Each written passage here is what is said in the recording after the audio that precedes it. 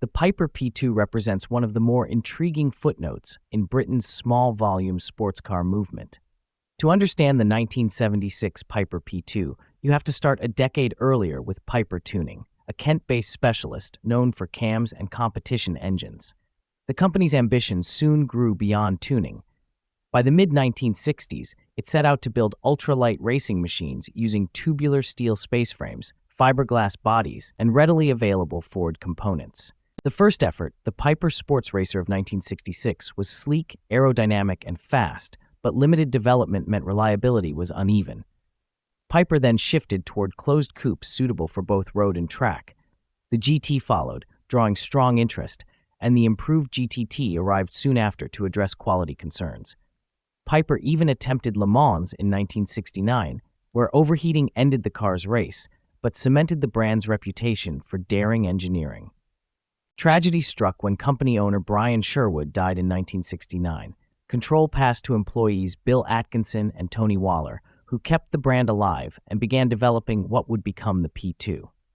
Introduced in the early 1970s, the P2 was the most mature Piper yet. It carried a longer, stiffer tubular space frame, better packaging, and cleaner aerodynamics. Designed by Tony Hilder, the body was low, distinctive, and unmistakably boutique British. Engines varied, but Ford's Kent Crossflow units, 1.6 or 1.7 liters, were most common.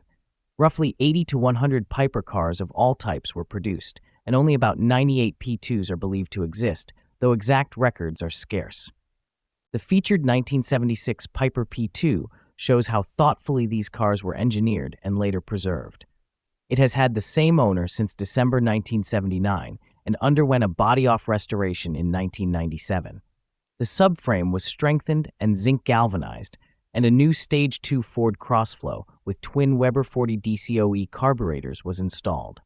Power runs through a 4-speed Ford 2000E gearbox to a Capri rear axle with a 3.771 ratio. A Piper cam, all-steel rocker assembly, Kenlo fan, upgraded cooling, alternator, and improved electrics were added. A roll cage boosts safety. In 2023, the car received a fresh respray close to its original shade.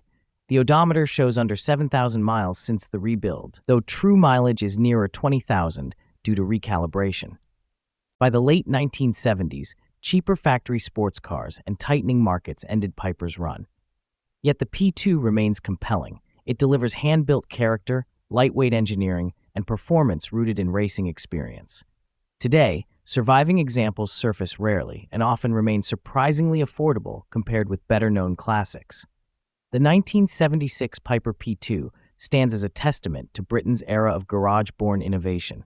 Inventive, imperfect, but undeniably captivating from its origins to the present day.